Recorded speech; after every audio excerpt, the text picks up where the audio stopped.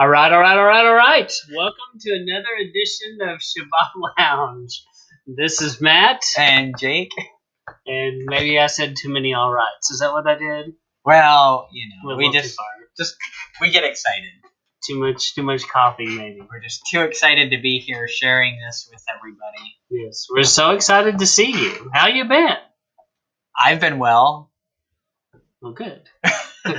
And assume, I'm so used to Zooming people, and so we can't see you. Anyway, we appreciate you taking a visit to our channel and to listen and see what we have to say. And we appreciate you subscribing to the channel. Look at all the different media posts that we have on a website, sabbathlounge.com. A Twitter feed, a Facebook feed, and podcast and Spotify and regular Apple iTunes podcast and YouTube and pretty much wherever you can think about a podcast, you can probably find us there. So we appreciate any likes, comments. If you have any questions, there's a place to do that on the Sabbath Lounge website. We would be excited to hear from anyone that would be willing to put their name out there and just have a discussion. Right. Well, tonight we're going to talk about this.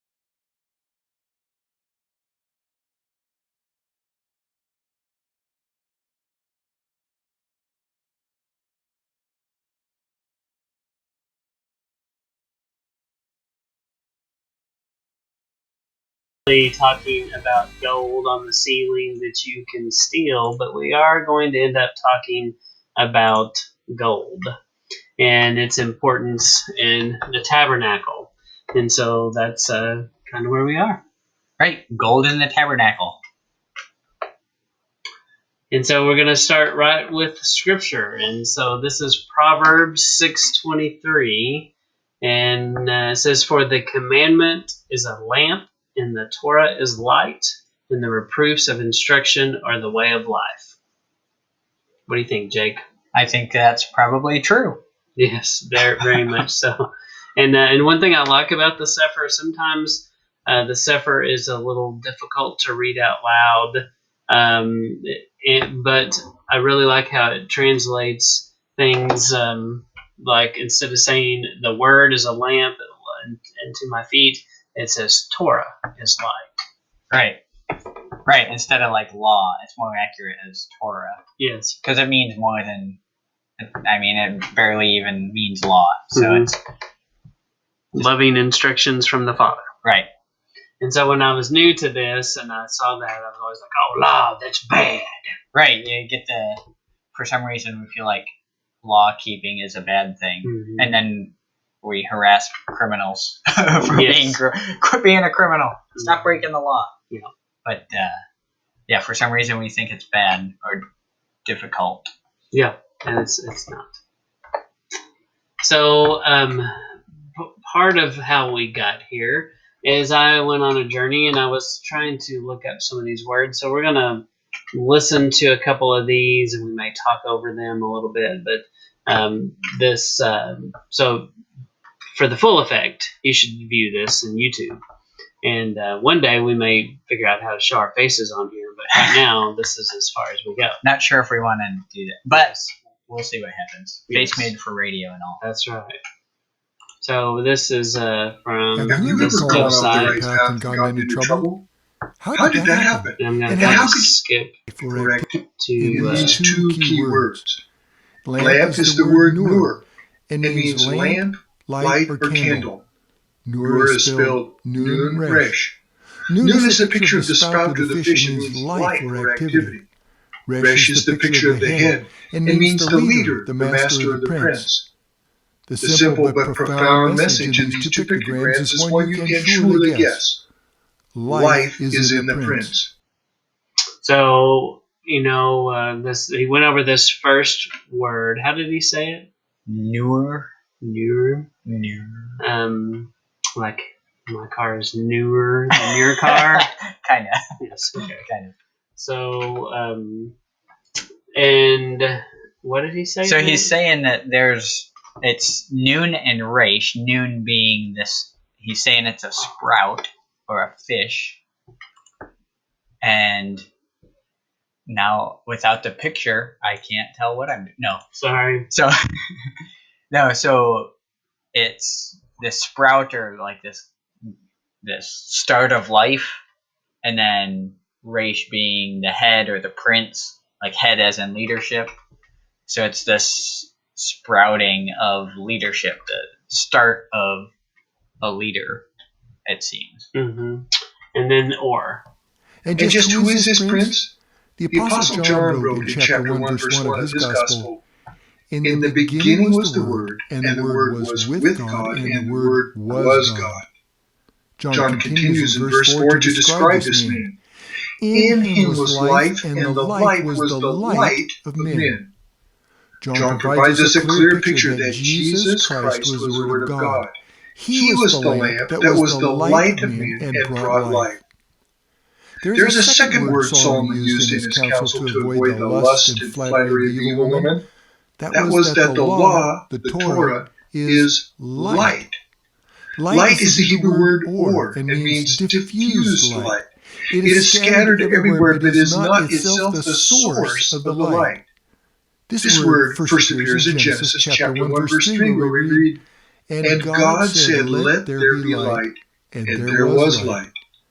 This was not the light of the sun. That wouldn't appear until the sun was created on day 4.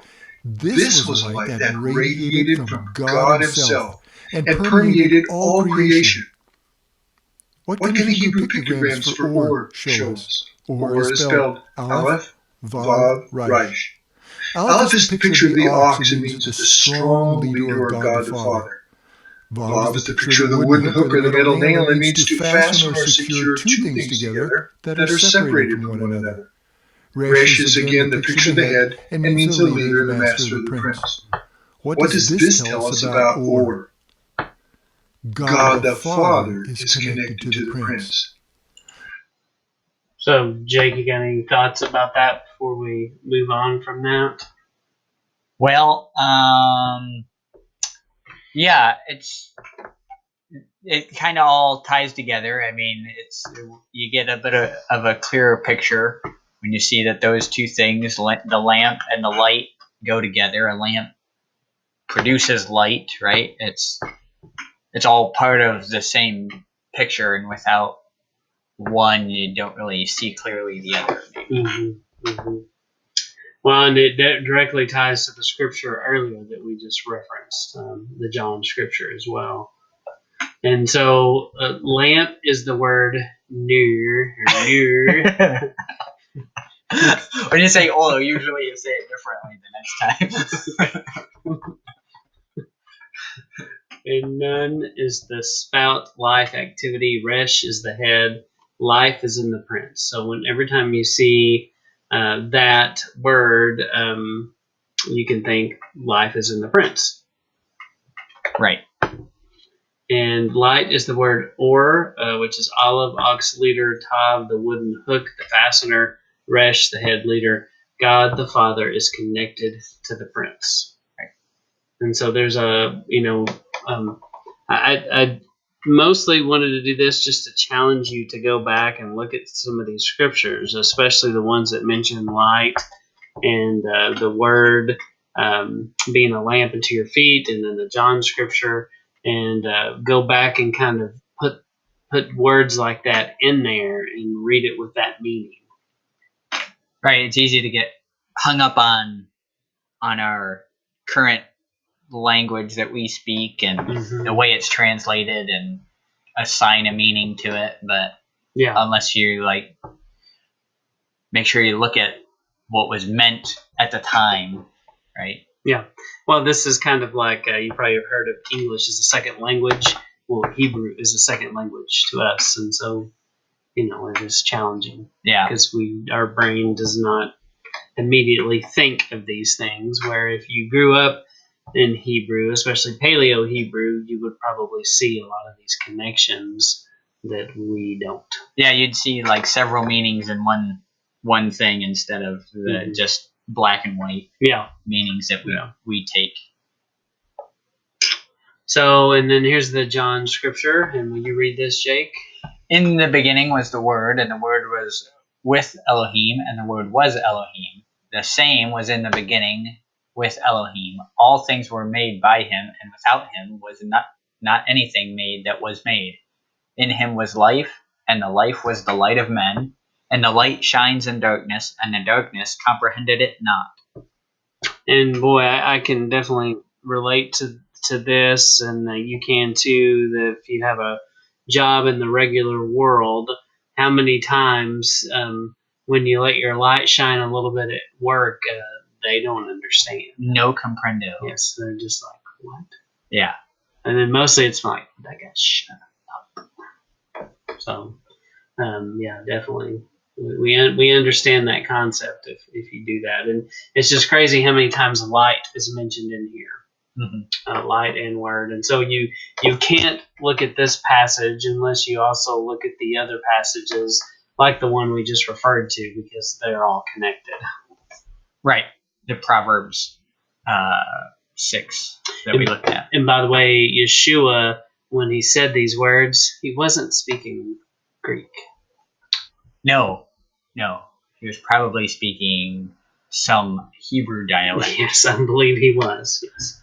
So, contrary to what they taught me at Christian school, that this was all Greek, and you had to learn the Greek because it was so important.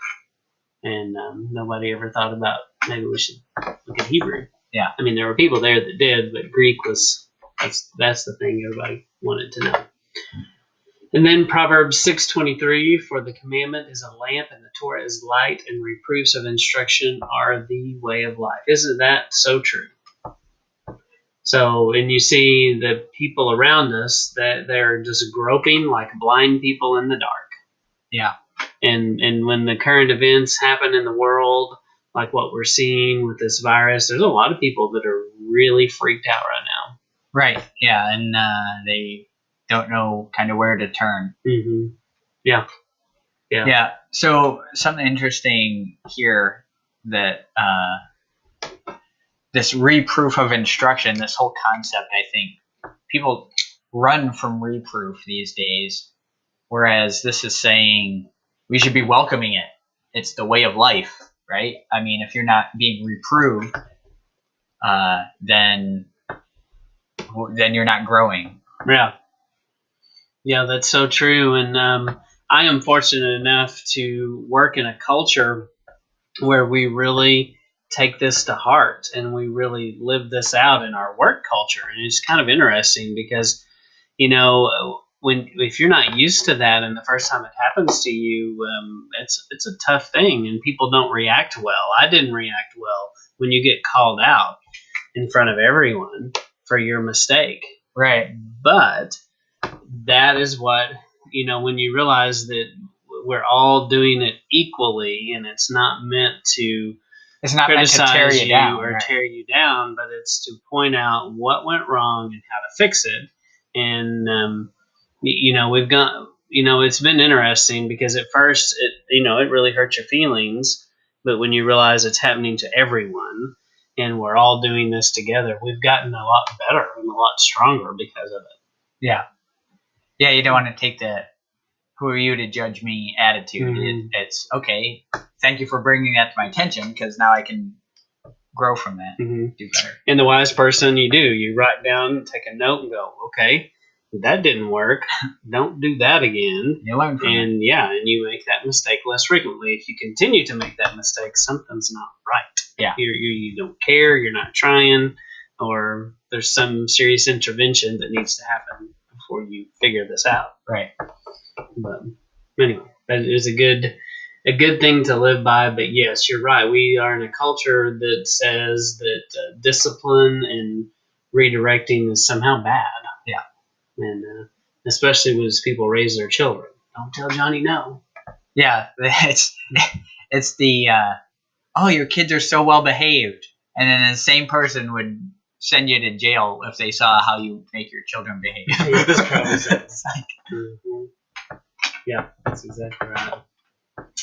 So, and this comes from Exodus, and so we're going to now talk about this is where we start talking about a little bit about gold. But in Exodus, when they're about to build the things that we see in the tabernacle, he says, "Take you from among you an offering unto Yahuwah. Whosoever of a willing heart, let him bring it. An offering of Yahuwah, gold and silver and brass." And this is from Exodus 35:5. So he asked for willing donations. Yes. So this is not a forced thing. It's a heart issue. Yes. The heart didn't just start in the New Testament. It was there all along. Yeah, that's right. Mm-hmm. And in 36:5, they spoke unto Moshe, saying, "The people bring much more than enough for the service of the work, which Yahuwah had commanded." So they brought too much stuff, and then Moshe gave the commandment, and they caused it to be proclaimed throughout the camp, saying, "Let neither man nor woman make any more work for the offering of the sanctuary." So the people were restrained from bringing. They sure were. They were restrained. Exodus 36:6. Show some restraint. I think that's what this is saying. I think just the word proclaim in the Old English, it just kind of seems like it should be. No, I thought it was fantastic. Be proclaimed. But so they brought too much stuff. And then when you read Matthew 25:3 and 4. They that were foolish took their lamps and took no oil with them, but the wise took oil in their vessels with their lamps. So, well, I guess I jumped ahead there too, but so there's definitely a lot of comparisons between what we're going to look at in this parable. Yeah, if you didn't have things with you, you couldn't give them out of a willing heart. Mm-hmm. And these, that's one of the tie-ins I'm seeing here between the previous verse and this one. They have to have the lamps with oil in order to use them. Well, and there's so many tie-ins here because we've got the word, we've got the light. You go back to that tabernacle into the Holy of Holies, and so this is all kind of connected back to that, where you have the bread and you've got the light, and you've got oil. And all of these elements are in the tabernacle, which is the most holy place where the presence of Yahuwah lives. So these things are definitely crucially important, and they're seen in all of these examples. Because here they've got oil in their vessels and their lamps. It doesn't say what if they were gold lamps. They probably weren't, but they might have been. They might have looked goldish, but they could have been clay pots too. So, but anyway, in the parable here. Mm-hmm. What's a parable? It could have been. Yeah. It could have been anything. Didn't specify what kind of lamp they were, but in my head, I think this gold would make a great tie-in, but it doesn't say that. That's just me. And so when we think about wine, because wine was present in the Holy of Holies as well. Yeah.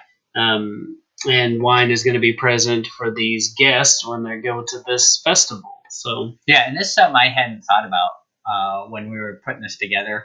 And I saw this slide that you put together, and I was like, that's true. I haven't really thought about the tie-in there with wine. You have to smash it in order to get. You have to smash the grapes in order to get wine. Otherwise, it's just a grape. Yeah. No. Which is still good. I mean. Yeah, I like grape. And so it has to be smashed and pressed, and then the same thing is true with olives. And so the olives go through these presses. And we kind of looked at these pictures of some olive oil, and after looking at them, we weren't quite sure we wanted to drink a bunch or use a bunch of olive oil. So it looks like other things. It's kind of a messy process, it seems. Yes. And labor intensive. It did not look like it was super easy to obtain. Yeah, I don't imagine one olive has all that much. I'd be curious what the percentage of oil to olive How many thousands of olives do you have to make like a gallon of olive oil? It's probably a lot. So, and then how do we produce olive oil? It's smashed and pressed, and So if you go to this link and later online, there's a whole thing about olive trees, and it shows you what the olive trees look like. And, living in Texas here, I believe the Texas live oak is a close cousin to the olive tree because of its leaf structure and kind of the way the trees grow. I've kind of looked up the botany on it, and I really can't find that they're connected, but I feel like somewhere they have to be because there's so much of this tree that reminds me of just a good old live oak. So you're thinking there's a long distance cousin no one told you about. Mm-hmm. Got it. And so you can see pictures of the different stones and the different techniques, and people actually crushing and collecting them. Yeah, you got to get your hands in there. You get all that paste and you stick it into these little sieves of some kind. Well, it says you press the pulp. Yeah. Got to be pressing the pulp. It's pulpy. It's a little pulpy. Pressing the flesh. Maybe they are pressing the flesh. The flesh of the pulp flesh is of the flesh, olive. right? Yeah, the flesh of the olive. Yeah. So maybe that's where that term comes from, pressing the flesh. Maybe. I don't use that term a lot. I don't know. That must be a Texas thing. Maybe so. And there's a olive press at Gethsemane, and then I looked at this one. I'm like, how? I don't understand that. This one's broken. You know what? I've done this before. Now I'm an engineer, and this is before I was an engineer. You would make stuff like this, like just hang this on there. I need more weight. Oh, put something over here, and then you got this crazy looking thing that actually this is probably like pretty. A fulcrum is probably quite the feat of counterbalanced weight of some kind. So, yeah, it definitely. And because this one below is similar, it's just some kind of counterbalance on the weight, and that looks like a fulcrum in the middle, maybe. I think this is where they're squishing all that down to get that. Ever get olive oil, like high pulp olive oil, like your orange juice? Some people like the high pulp, some people like the no pulp. Yeah. You never even get the option with olive oil. Oh, yeah. I don't think that's fair. Maybe I want the pulp option. Yeah. I like to chew my orange juice, and similarly with olive oil. Yes. We might make the bread more chewy. Exactly. So there might be a big demand for chewy bread. I don't know. Patent pending. So, but it is interesting. They show you all these techniques. So this is where I like how it says the beam presses down upon the mash sacks. Olive oil oozes into the collecting bowls. Notice the color is brownish red. Man, don't you just want some olive oil now? Yeah. Just a big old glass of it. I'm hungered by it, by all that. And then especially this one, I'm like, what is that? I don't think that's anything connected with food. It's a close-up of a collecting bowl. Yes. It looks like a collecting bowl. Yes, it looks just like a collecting bowl of something. Yeah. And then you get these crazy-looking press, that definitely looks like something the Romans would have done. This looks like, to me, a gigantic version of like a cider press. Yeah, definitely where that came from. But this is interesting here. I don't know if this is where they say it, probably down a little further, but how it kind of looks like blood coming down right here. Yeah. Mm-hmm. Yeah. Which is a direct tie-in to all of these things, for sure. To all of these things? Mm-hmm. All of. Very nice. I see what you did there. Yeah. Completely intentional. Yes, that's right. All part of the plan. Part of the script. Yep. The long, elaborate script. So when an olive or grape is pressed and crushed, the old skins are thrown away, cast off into the fire, into darkness, into... There's lots of things cast off. Yes. Outside of the camp with the dung, and I had to go there. But the bottom line is, once you've done this, you can't put it back. So you can't. Yeah, you can't reassemble an olive. Mm-hmm. So when it comes to science, what's it, physical change or chemical change? We say physical changes are reversible, such as ice to liquid water, and this is a physical change, but you can't go back. No, I don't think it can. So it's kind of interesting. So, but you definitely have a new skin, new creation. Now, is this the can't put old wine or new wine into old skins kind of? Yeah, reference? When I was writing that, that's exactly what I kept thinking. And so, how do we get oil? Some say teaching, maybe. So, trials and tribulations press and extract who we really are. And so, it's really find out who you are. So, Jake, if you found that to be true in your life. Yeah, it seems like when to dive into cliche world, when the rubber meets the road. World. Yeah. Love the smell of rubber. When the bat hits the ball, or any number of similarly corny fill in the blank. Yeah. Yeah, that's kind of, you either rise or fall to the occasion. Yeah. And that kind of shows what your character is, who you really are. Mm-hmm. And I think in order for us to make olive oil, if you will, because most of these lamps that they burned on olive oil, from what I understand, they weren't using petroleum crude oil, which I'm sure they could have, but I imagine the smell of all that would be just not that pleasant to have in your house, and probably the smell of burning olive oil probably wasn't that big of a deal. Right, yeah, we have some olive oil lamps at our house, and you can't smell them. They're actually really cool. They give off decent light, and really one of the coolest things we saw about the olive oil lamp is, like, if it tips over, it doesn't spread fire all over your house. It puts it right out. That's good to know. It's pretty interesting. But yeah, you think about things like that, about using a coal lamp or petroleum and the amount of smoke that it would make, and it would just be gross. Yeah. So olive oil, much better choice.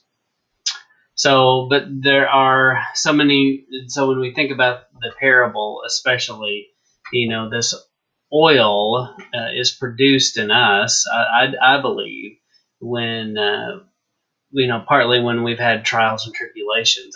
That's how we find out who we really are, what we're made out of. Just like what you said.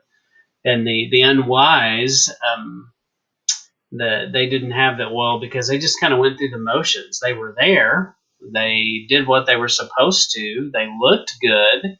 They looked prepared.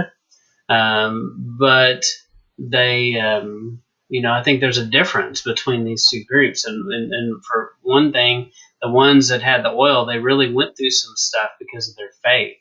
And it was in them. And his essence, his DNA was the oil, And so I think part of what happens in us is when we get pressed, we lose. Okay, so there's that scripture where Yeshua says, he says something along the lines of, where is it, Yeshua or Paul, where he says, I pray for more of the Father and less of me. Yeah. And, that concept of, is valid here. And I think that's the two camps here. You've got a group of people who have really emptied themselves, and not in a metaphysical yoga kind of way where they empty their mind. I'm not saying that, but they've emptied their own desires and will and things of the flesh and emptied all that out. They've been crushed. They've been buried, if you will. They've died to that sin, and they've been resurrected into this new oil, which is his. I don't know if that makes sense, if you see what I'm saying. But I followed none of that. No, it definitely makes sense.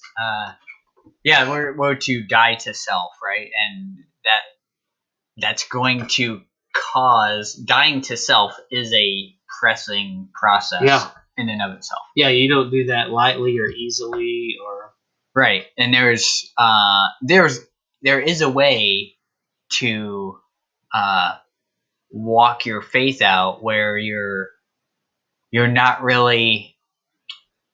I don't know if I want to go there necessarily, I guess, but But there's a way to say you believe in something and go through the motions, and when hard times come up, you can back away from it because really your faith wasn't there. Like he's saying here, it was superficial, and it didn't go to the heart. It was on the outside. It was the pulp that when you were pressed, you got shed into the pulp bag and then thrown in the refuse pile. Mm-hmm.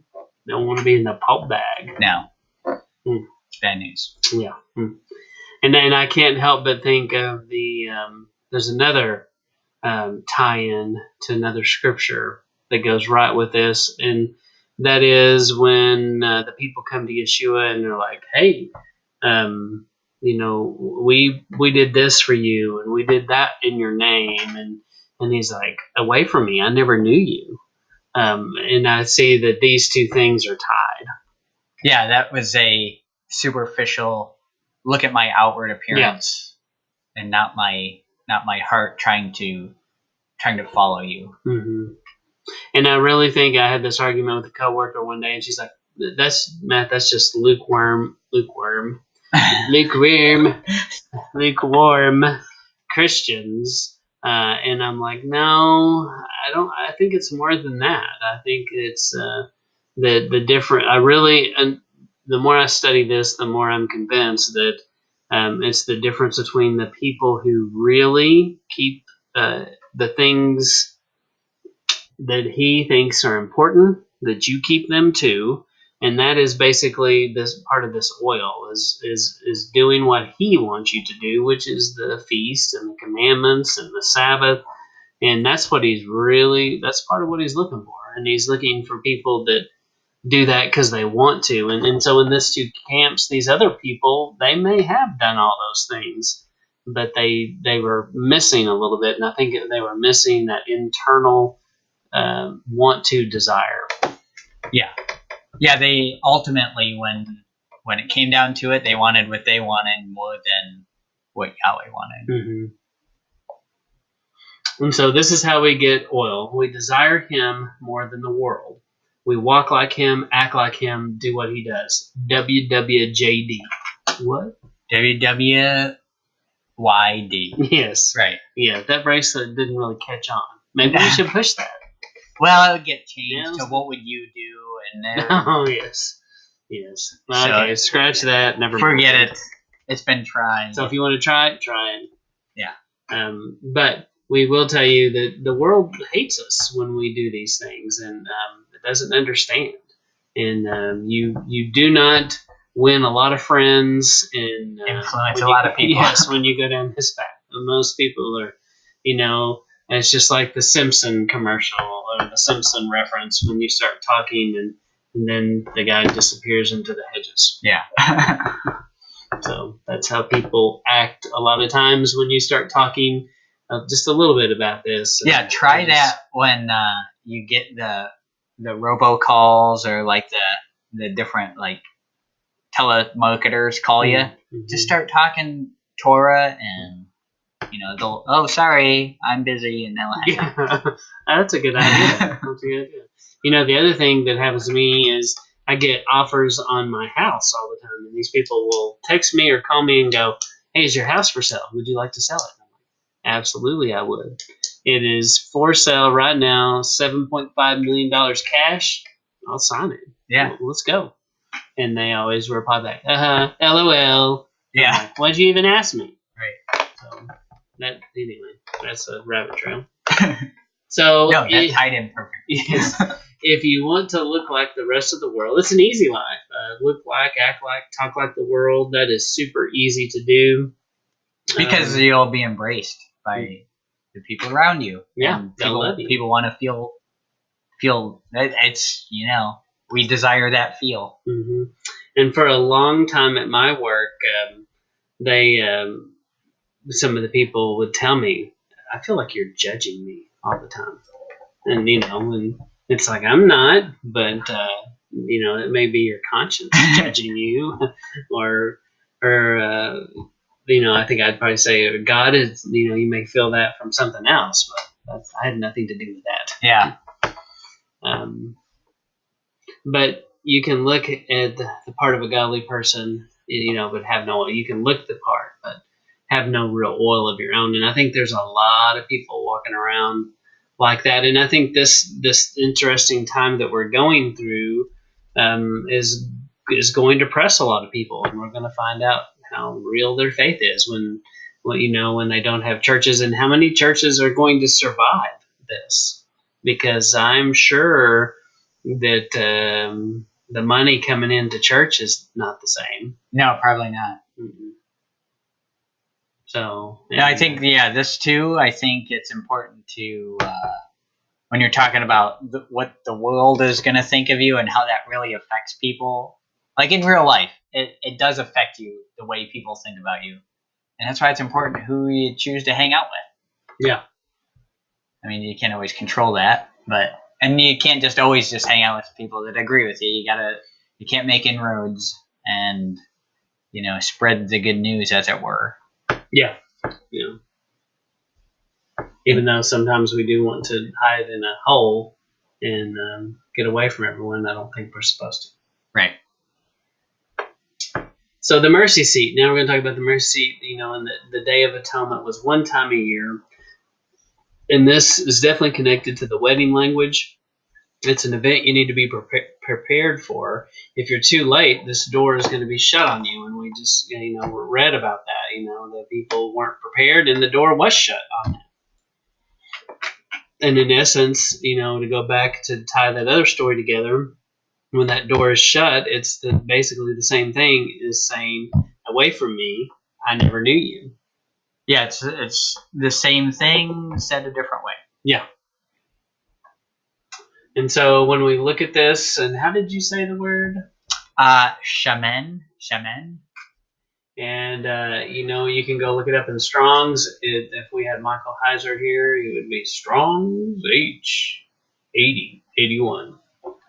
And, it says it's fat, oil, fatness, olive oil is a staple. And so that's kind of where that is. And then we're going to, I think did we watch that? That's a duplicate, I think. I don't know. I think it is. So, and then how did he say this one? Shaman, I guess.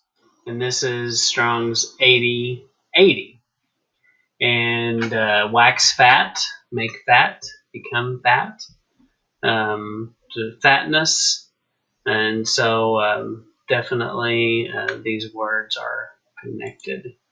And then Itzhar, how do you think you say that? Yitzhar. Yeah. Fresh oil, shining, pure oil. And that is 3323.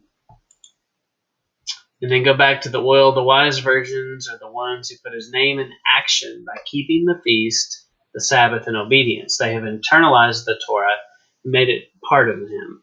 Very similar to how Yeshua is the Word made flesh. Yeah, he's the epitome of walking it out. I mean, he is the Word, so he is the Torah. True. You do this one. So shaman. I think we're going to see this a little bit. We kind of mentioned this a little bit. So shin being tooth, and mem being water, and the word. It's also tied with the number 40, correct? Mm-hmm. All right, and noon being life and soul.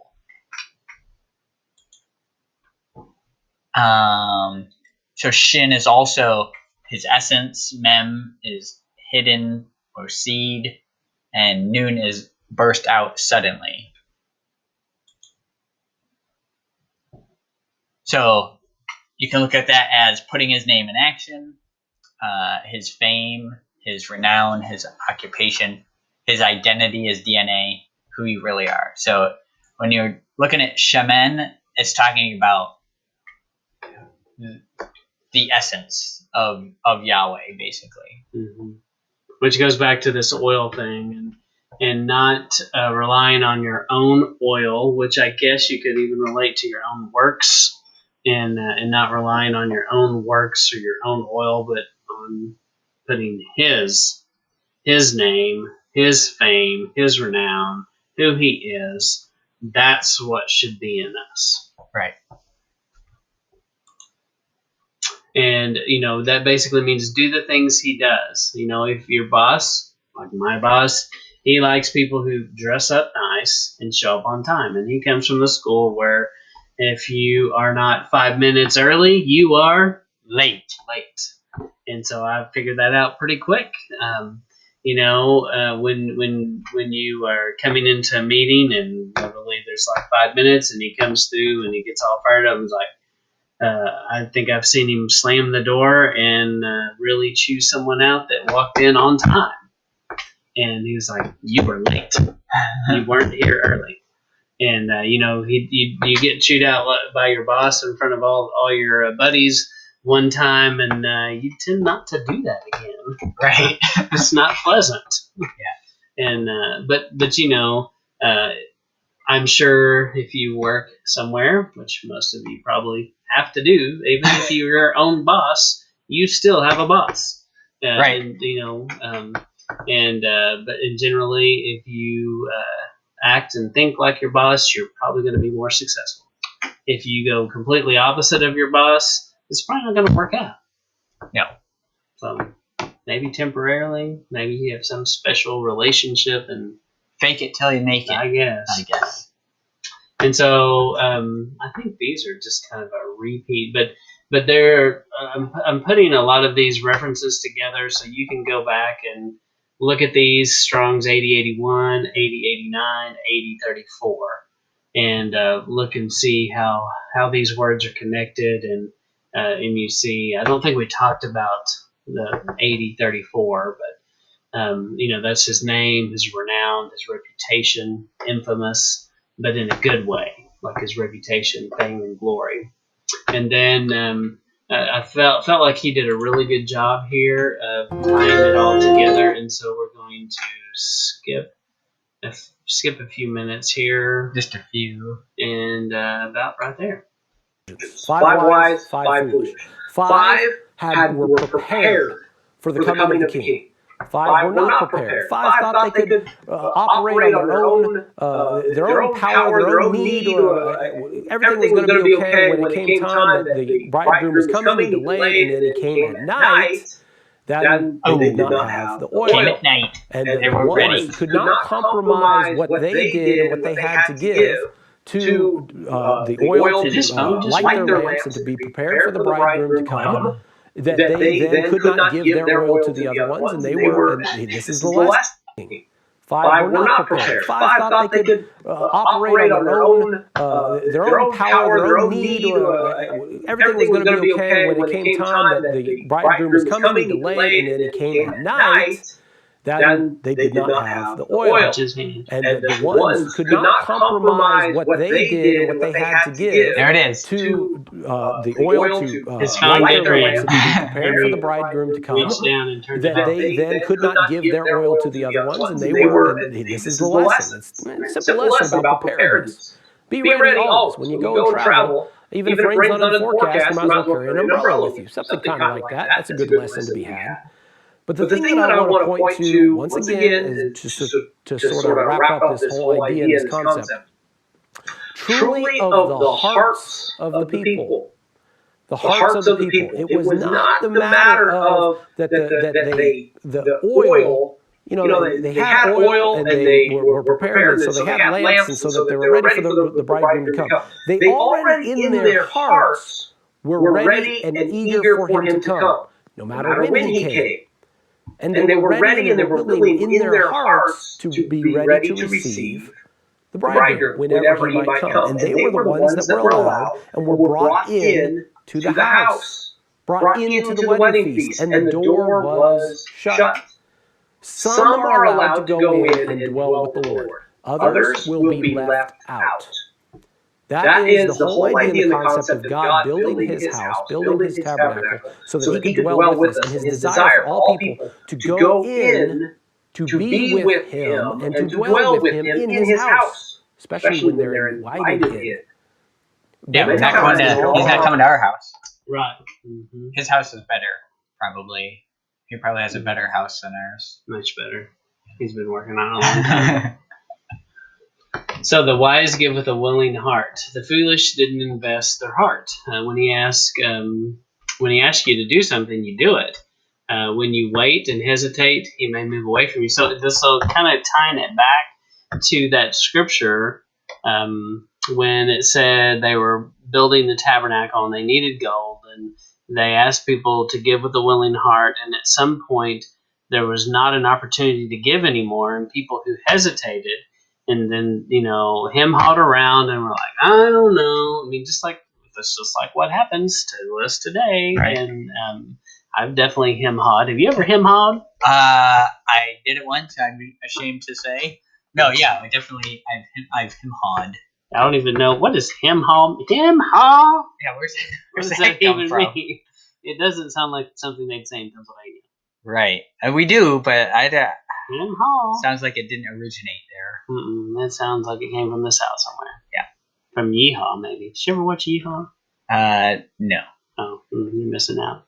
So, anyway, Good. I don't know how we got there, but where were we? It all ties together. We were at Yeehaw and Him-haw and all this. No, so you move, yeah. So it's the people that hem-hawed around and didn't give with a willing heart. They were like, well, should I give? I got this extra Should I peso stay or should here. I go now? Yeah. Like that. Exactly. And they hummed that song too much, and then they're like, okay, you know what, Gladys, I'm taking your last denarius, and I'm going to give it to Wendell over there, collecting the denarii, and it'll go all into this beautiful thing they're making for Yahweh. And then they said, too late. Yeah. You're too late, pal. You can't be a part of this. Mm-hmm. And, it does tie directly back to that concept of there is a window, and when the window opens, we need to be ready because that window will close. And just like it closed for the people that wanted to give, I don't think it reflected anything about necessarily bad about them, but there was a point when they wanted to give and they couldn't, and it wasn't needed. And they've missed out on a gift. Yeah, a blessing. Yeah, a blessing. So we definitely don't want to wait and hesitate because he may move on and move away. So we want to give decisively with a willing heart and not question or hesitate. And I think that's what the concept that we see in the obedient virgins that were prepared. And so this goes right into the mercy seat. And I'm going to have to make this smaller. Did I not say, what does that say? 345. How can I not see that? So at 345. One more year. What is the significance of all this? Can the Hebrew pictographs of Kapporah give us a clearer understanding? Kapporah is spelled Kaf, Pei, Resh, Tav. Kaf is the picture of the hand and means to cover, to open, or to allow. Pei is the picture of the open mouth and means to speak. Resh is the picture of the head and means master or the prince. Tav is the picture of crossed wooden sticks and means a sign, to seal, or to covenant. The first mystery we can see in these pictographs is that there will be a cover on the mouth of the prince. But what prince? That would be the prince of the cross, which is Yeshua HaMashiach, Jesus the Christ. If his mouth is covered, what is he not saying? For that, we must look below the seat and into the ark itself. The first three letters in Kapporah are the root word Kepher, which in conventional Hebrew means to cover. The Kapporah, the mercy seat, is not just a place for Yahweh to meet with the high priest. It is covering something important. What is in the Ark of the Covenant? According to the writer of the book of Hebrews in chapter 9. And I think in a minute we'll explore about gold, and the mercy seat was covered in gold. Correct. It's a covering. Right. You could say it covered the mouth of the ark. Mm-hmm. Anything else here before I move off of it? Just that what he's going to bring up here is the things that were in the. Oh, I need to play it for a little bit longer here. And we know what it says, right? It's the things that were in the ark, which is the staff that budded, and the tablets of the Ten Commandments, and then the gold jar of manna. Exactly. Yeah. The bread. The mercy seat. What was the mercy seat? The idea of the mercy seat is like an ark. So wasn't it called an ark? The ark is what it's covered. Yes. Mercy seat covered the ark, right? Yeah. Mm-hmm. And which is interesting because you get this ark concept, and the ark is always associated with salvation. It starts really, I believe, with Moses. Noah, right? Yes, Noah. Yeah, Noah in the ark. And then also Moses was delivered in an ark. Right. As a baby, floated down the Nile, and the water saved him, which is kind of an interesting concept. And but back to the Noah's Ark thing, there was a window of opportunity when everyone in his family had to get on board. All aboard! And so everyone had to be there, and if they hesitated, if they waited, they would not have made it. And so there was a limit, and just like all of these things, there's a window, there's an opportunity when the door is open, and it goes right back to Yeshua knocking on the door of your heart. That's only going to happen so many times, and you've got to open and let him in. Yeah, you never know when the last knock is. Yeah. Mm-hmm. But it's definitely a similar concept. And on the mercy seat, the Day of Atonement, and the wedding supper, so Jake and I have done some things that we, and consulted with Michael Oman, and I just keep referring to him if you want a great understanding. Some of the things he did with that are just hard to be better than what he did. But the king goes off for the groom, has gone off to prepare a place for his bride. Yeshua is the vessel that saves us. When he comes back, we need to be ready to board his ship, if you will. I don't mean anything weird or strange by that, but just saying we need to be ready when he comes back. So you're not talking about this mothership that's coming.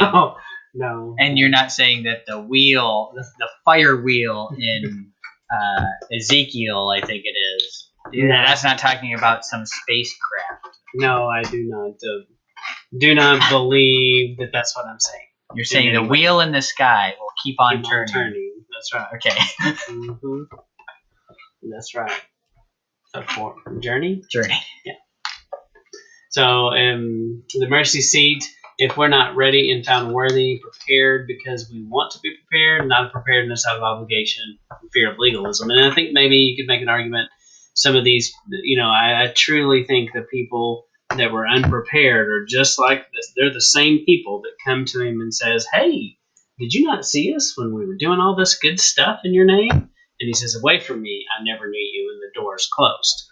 I think that there's a lot of people that practice things out of obligation, out of maybe sometimes even out of fear of what other people will think of them if they're not this good person. I think it works that way too. Yeah, I had one of. So, who is the guy? Stephen Hawking, right? So, genius, right? He knows everything. Smartest man alive. So, and then he was asked. So he would go to church. He didn't really believe in God at the time or anything, and he was asked, well, why do you go to church if you don't believe any of that stuff? And he's like, just in case I'm wrong, was his answer. It's like, you missed the whole idea. You completely missed it. But that's how people think. And that's kind of goes into this where he's doing the steps out of obligation, like, oh, if I just do this, if I spin around 3 times, I'll get a blessing of some kind. If I push the button, I'll get the candy, right? And that example where you have this supposed super intelligent person can't see this basic concept in Scripture, so only Yahweh can open your eyes to it. I think. Yeah, for sure. But yeah, that's great, and I can't help but think of The Office when Dwight and Jim do the thing with Pavlov's dog. Yeah, like he rings the bell and then gives Dwight a mint or something. Yeah, and then stops giving him a mint and keeps ringing the bell, and then Dwight will stick his hand down and his mouth will start watering. So anyway, it is pretty interesting. So, yep. It doesn't have to do with anything there, really, I guess. But when we're found to be ready, we will be able to enter on the day of judgment. The meaning of the mercy seat is the prince who looks no more. What do you think that means, the prince who looks no more? Maybe if I look ahead, I'll see that maybe it kind of sounds like he's not going to look at our sin anymore. Yes. Like he would see that there's sin there, but cover his eyes. Mm-hmm. Well, as we saw before, like his mouth. So now we were talking before that there can be some differences in how these things are interpreted. Sure. So what we've found is these two different ideas of covering the eyes or covering the mouth, and we kind of saw it as very similar in its end result anyway, where if you're not seeing the sin because Yeshua takes the place of our sin. So if he doesn't see our sin, then we're essentially declared righteous. Or if Yeshua doesn't tell anyone about our sin, right? He's not judging us. Mm-hmm. So that's the covering the mouth part. Well, it's kind of interesting because I know I've had the discussion with people before about, how does the omnipresent, omnipotent being not remember your sin anymore? How does he unforget it? And I think can he lift a stone, create a stone that is too heavy for even him to lift? Mind blown. Right. So now that I've taken this off. Yes. No, you were going to say something important, and then I ruined it. But yes. But that whole concept. What was I saying? He's omniscient and omnipresent, and he chooses cannot remember our sin. Yeah, he chooses to not see it, to not. That's like a choice. I don't know. It can get real complicated in a hurry. Yeah, I think it's in order for us to understand because clearly he's not gonna forget, right? Mm-hmm. But it's like. But I thought this made a lot of sense that he closes his eyes, closes his ears to it. Yeah, and it's like it didn't happen. Yeah. It's like when we call out for him to remember us. It's not that he went away and forgot about us. Mm-hmm. It's he's waiting for us to call on him. Yeah. And so the mercy seat is like an ark that saved Moses, that saved Noah, the ark that saves us. And so, you can also look at Eric Bissell about 28 minutes into his teaching about the oil, and he says it means to put his name into action. And I also found a Hebrew word study by Skip Moen, and this is a direct quote from him, that trust, loyalty, fidelity, and commitment involved in a marriage are displayed in our encounter with Yahuwah at the mercy seat. Atonement is not simply forgiveness, it's a wedding ceremony with the Most High. It's a place where vows are exchanged, we become his because he has chosen us. But we've also chosen him. Right. And I think that's the Day of Atonement is so